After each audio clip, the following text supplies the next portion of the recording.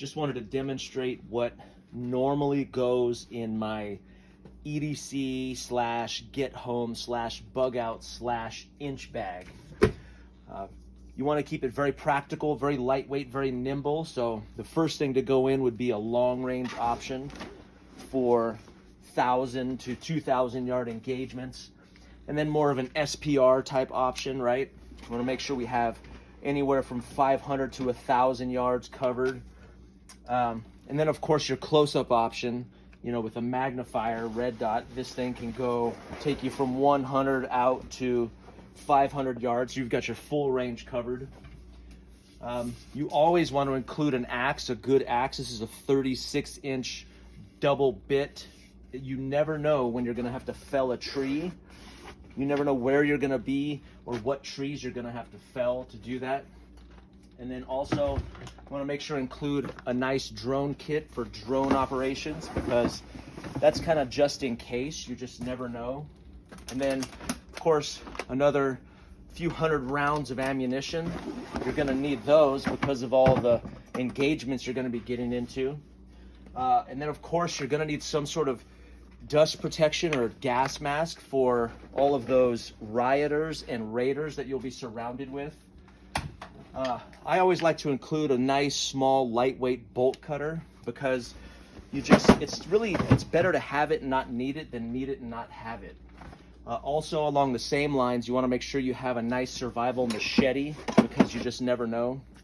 And then a good fixed blade option like this cold steel warhead, double edged. You can lash that onto an end of a spear, because you never know when you're going to have to hunt big game when you bug out. Also a small game option, something like a nice slingshot for harvesting small game. That's smart. Medical, you have to have medical, so just something lightweight and small, like a nice little boo-boo kit. And of course, firearms maintenance kit, just the essentials, because you never know. You never know what you're going to need.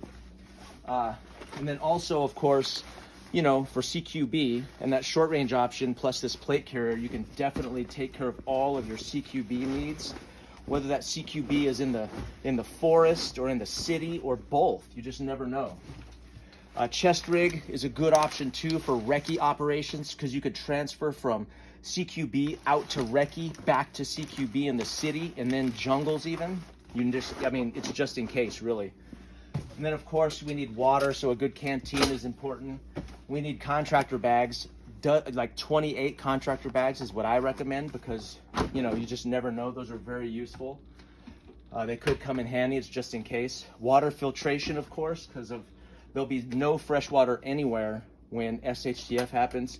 Nice jet boil, a cooking system is important too.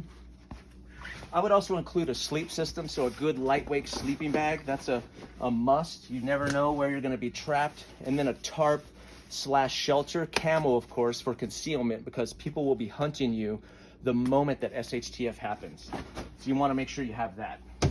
Then you need some sort of food for sustainment. I recommend MREs. So a good set of MREs. Now these are all expired, but they're good for like 25 years. So all right, yeah, that's good.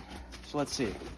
We got, how big is this? This is right on point. I think it's the perfect size for EDC slash get home. Let's just see if we can.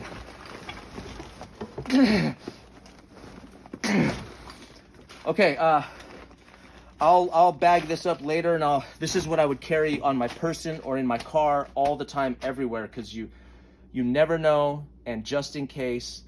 And it's better to have it and not need it than need it and not have it. But this is what I would recommend.